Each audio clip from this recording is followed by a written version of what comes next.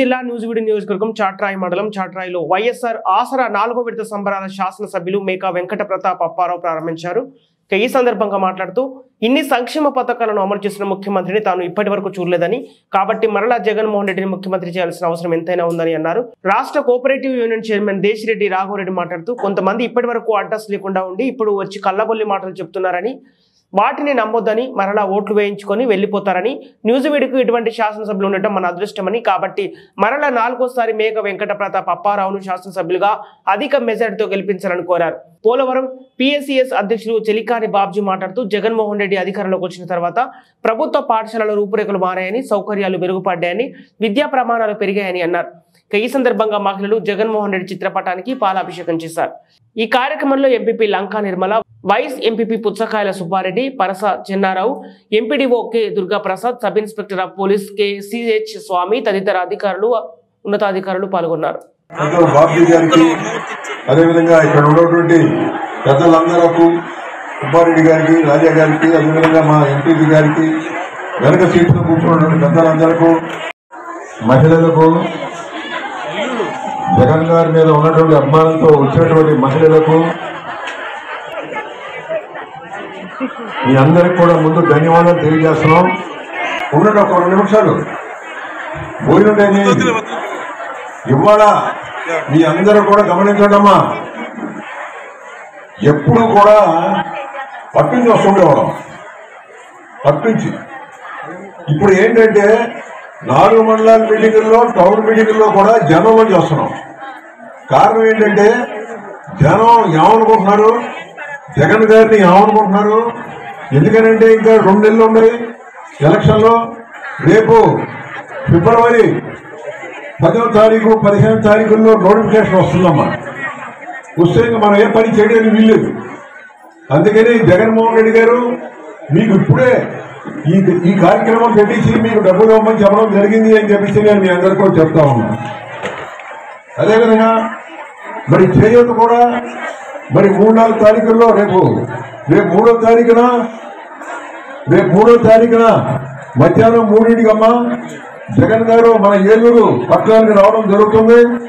లక్షలాది మంది ప్రజలతో, అటు రాజమండ్రి కాడి నుంచి విజయవాడ దాకా మరి లక్షలాది మంది ప్రజలతో ఆయన మీటింగ్ పెట్టడం జరుగుతుంది అని చెప్పేసి నేను మీ అందరూ కూడా సభాముఖంగా తెలియజేస్తున్నాం.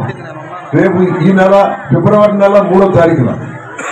అదేవిధంగా మరి చేయూత కూడా 18,750 రూపాయలు కూడా నోటిఫికేషన్ వచ్చేదానికి ముందే మీకు డబ్బులు వేసేస్తాడు జగన్మోహన్ రెడ్డి గారు అని చెప్పేసి చెప్తున్నాం మీ అందరికి కూడా. ఇప్పుడు డిపార్ట్మెంట్ వాళ్ళు ఏదో కొంచెం స్ట్రైక్ లో ఉన్నారని అంటున్నారు. దానివల్ల 2 రోజులు మీకు లేట్ అయినా మీకు డబ్బులు ఎక్కడా కూడా ఆటంకం ఉండదు, మొత్తం వచ్చేస్తాయి. మరి నిన్న మున్సిపాలిటీ మీటింగ్ పెట్టాం. మున్సిపాలిటీ వాళ్ళు ఎవరో స్ట్రైక్ లో లేరు, మండలాల్లో ఉన్నారు. ఇవాళ మున్సిపాలిటీ వాళ్ళు స్ట్రైక్ లో లేకపోవడం వల్ల నిన్న మీటింగ్ పెడితే ఎవరు కూడా లేరు. మరి రాజశేఖర రెడ్డి గారు 1800 కిలోమీటర్లు ఆయన కూడా తిరగడం జరిగింది. ఈ విధంగా ఎందుకు తిరిగారంటే ప్రజల కష్టపాలు తెలుసుకొని, ప్రజలతో మమేకమై, ప్రజలతో ఉండి, ప్రజల మనోభావాలు తెలుసుకొని మనం వచ్చిన తర్వాత ఏం చేయాలి అని ఆలోచించుకోవడానికి పెడతాం జరిగిందని చెప్పేసి ఈ అందరికి కూడా చెప్తా ఉన్నా. ఇవాళ మీరు ఒకటే గమనించండి, ఎన్ని పనులు చేస్తున్నాడు చూడండి. అమ్మ కూడా ఇస్తున్నాడు. నాడు నేడుతో ఇందాక బాబ్జీ గారు చెప్పినట్టు అది స్కూల్ చూడండి. పూర్వం టుడే స్కూలు చెప్పండి, మీరే చెప్పండి ఎంత బాగా చేశాడు. ఇంగ్లీష్ మీడియం పెట్టారు.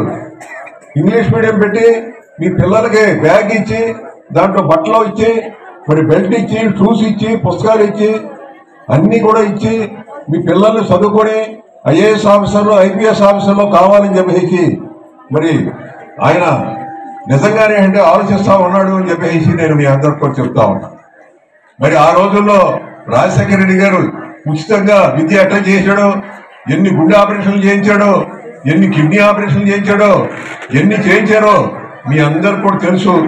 ఆ రోజుల్లో ఇక్కడ 2004లో మహానుభావుడు కోనేరు రంగారావు గారు ఇక్కడ ఎమ్మెల్యేగా ఉండి మినిస్టర్గా ఉన్నారు.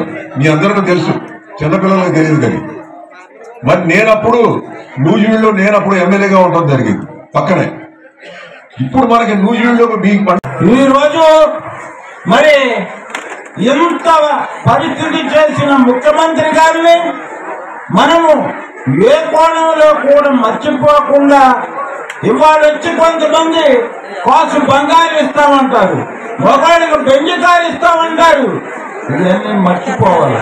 అవన్నీ తాత్కాలికం, మోసం మాటలు. అవన్నీ మర్చిపోయి కొంతమంది ఎన్ని సంవత్సరాలు అడ్రస్ లేకుండా ఎక్కడ చేయని వాళ్ళు కూడా వచ్చి మీ దగ్గరకు వచ్చి రకరకాలైన వాగ్దానాలు చేసి ప్రలోభాలు చేసి ఏదో విధంగా మునుపుటకు మాదిరిగా ఓటు ఎంచుకొని మాయ మాటలు చేయాలని రాజశేఖర రెడ్డి గారి టైంలో 15 ఎంపీటీసీలు తీసుకున్నాం. ఇవాళ మళ్ళీ నాయన గారి ఆధ్వర్యంతో ఇవాళ 15 ఎంపీటీసీలు 100% ఎంపీటీసీలు తీసుకోవడం జరిగింది. రాజకీయంగా ఎప్పుడు నుంచో ఈ మండలానికి ఒక ప్రత్యేకత ఉంది. ఆ ప్రత్యేకతను కాపాడేటట్టుగా మరి రాబోయే ఎలక్షన్ లో మనము మన సత్తాన్ని సాటి చూపించాల్సిన అవసరం ఉంది. మీ ఒక్కడి కోసం కాదు, మీ ఇంటికాడ ఉన్న వాళ్ళకి కూడా చెప్పాలి, వాలంటీర్స్ చెప్పాలి. వాలంటీర్స్ మీద ముఖ్యమంత్రి గారు కావలసినంత మరి కోరిక సమస్యను పరిష్కారం చేసే ఎమ్మెల్యే గారి దొరకటం మన అదృష్టం నుంచి భావించి మరి రాబోయే రోజులలో భారీ మెజార్టీతో గెలుస్తున్నారు. ఎలక్షన్ కాబట్టి మనము ఓట్లేయాలా గెలిపిస్తారు. కానీ మనం ఈ రోజున మన ఎమ్మెల్యే గారు వెళ్తున్నారనే దానికోసం ఆలోచించవచ్చు. మరి 4వ గెలుస్తున్నారు కాబట్టి ముఖ్యమంత్రి గారికి కూడా పిలిచి మంత్రి పదవి ఇచ్చే పరిస్థితి 100% కూడా ఏర్పడుతుందని మీకు ఈ సభాముఖంగా తెలియజేయడం జరుగుతుంది. కాబట్టి మీరందరూ కూడా శక్తి వంచం లేకుండా ఎలక్షన్ 70 రోజులలో ఉంది. మనం పనిచేసి చాట్రాయి మండలం నుంచి భారీ మెజార్టీ మిగతా మండలాల కూడా పనిచేస్తారు. కానీ ఆడకంటే కనీసం ఒక 1000 ఓట్లు, 2000 ఓట్లు, 3000 ఓట్లను మన మండలం నుంచి తెచ్చొచ్చేటట్టు కష్టపడితేనే మన మండలానికి ఆ రకమైన పేరున్న దాన్ని పోగొట్టుకోకుండా గుర్తింపు ఉంటుందని, మీకు ఇంకా ఏం కావాలి, ఏమి తక్కువైంది అని అడిగే ముఖ్యమంత్రి ఎవరు ఉంటారండి? అసలు ఏం కావాలి? నేనేమైనా పని చేశానంటేనే నాకు ఇది 4వ విడత. మాకు మనిషికి వచ్చి 11,970 రూపాయలు. అట్లా 4 విడతల మీద 4,70,000 రూపాయలు వచ్చినాయండి. మేము చాలా లబ్ధి పొందేవండి. జగన్ మళ్ళీ జగన్ నే గెలిపిస్తామండి. జగన్, జై జగన్. నాయన గారికి మళ్ళీ ఎమ్మెల్యేగా 4వసారి నాయన గారు గెలిపిస్తామని మేము మాట ఇస్తున్నామండి. జై జగన్. రైతు భరోసా, అమ్మఒడి, మరి పెన్షన్, అనేకమైన పథకాలు జగనన్న పరిపాలనలో బాగా లభించినాయి. మనందరం మళ్ళీ కూడా ఆయన రుణం తీర్చుకోవాలంటే అక్క చెల్లెలుగా మరలా మన జగనన్న గెలిపిద్దాం.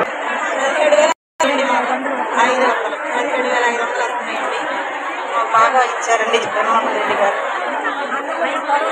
పోలవరం మొత్తంలో హైయెస్ట్ మాకేనండి. 7,50,000 మొత్తం 50,000 అండి. 7,50,000 అండి.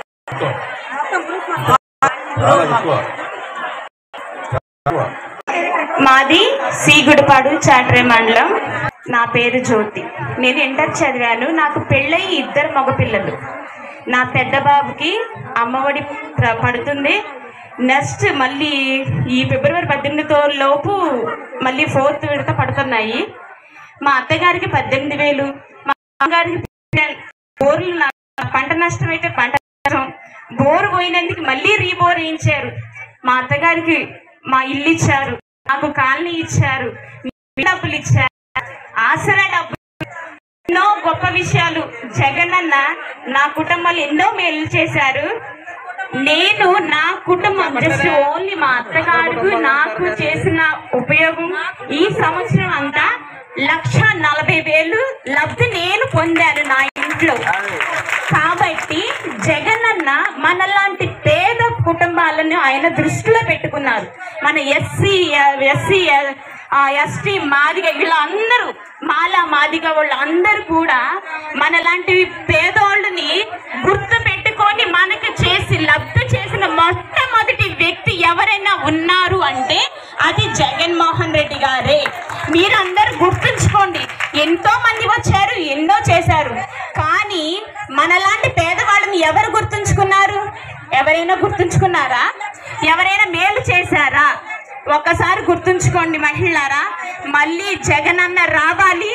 ఇంకా ఈ 9 నవరత్నాలు పథకాలే కాకుండా వీటికి తోడు ఇంకా ఎన్నెన్నో లబ్ధి పొందుతారని నేను నమ్ముతున్నా. మీరందరూ నమ్మితే జగనన్నని గెలిపించండి. మీ పిల్లల భవిష్యత్తు చాలా బాగుంటుంది.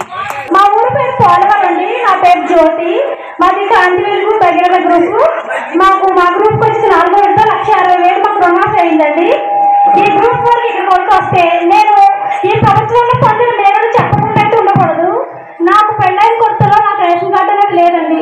లేనప్పుడు నేను జన్మభూమి కార్యక్రమం వెళ్ళినప్పుడు నేను అప్పుడు మాకు పిల్లలు పుట్టలేదు. మా ఇద్దరు ఆధార్ కార్డులు తీసుకుని మేము వెళ్ళినప్పుడు నా కళ్ళ ముందే నా యొక్క ఆధార్ కార్డు నా కళ్ళ ముందే వాళ్ళు వేరే చోట పెట్టేశారు. పెట్టేస్తే నాకు చాలా బాధ అనిపించింది. సరే ప్రభుత్వం మారుతున్నామో నాకైతే తెలీదు. అది వచ్చినప్పుడు నేను తీసుకోవాలి అంతే కదా. లేనప్పుడు ప్రభుత్వం జన్మభూమి కార్యక్రమం చుట్టూ నేను తిరిగాను. తర్వాత ఈ జగనన్న ప్రభుత్వంలోకి వచ్చారు.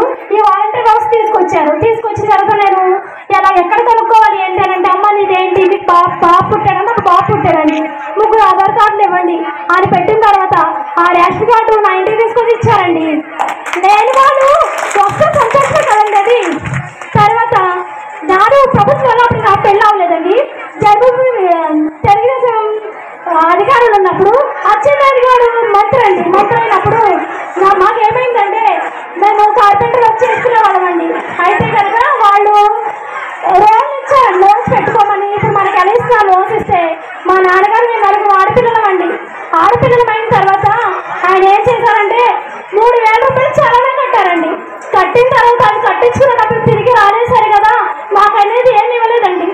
ఇవ్వకపోతే ఈ జగనన్న మా అమ్మకి చేయూత ఇచ్చారు. ఇప్పుడు మా తల్లికి చేయూత పరంగా ఆదాయం ఇచ్చారు. నా తండ్రి కోల్పోయిన 3,000ని 18,500 రూపాయల పరంగా నా తల్లికి ఇచ్చారు.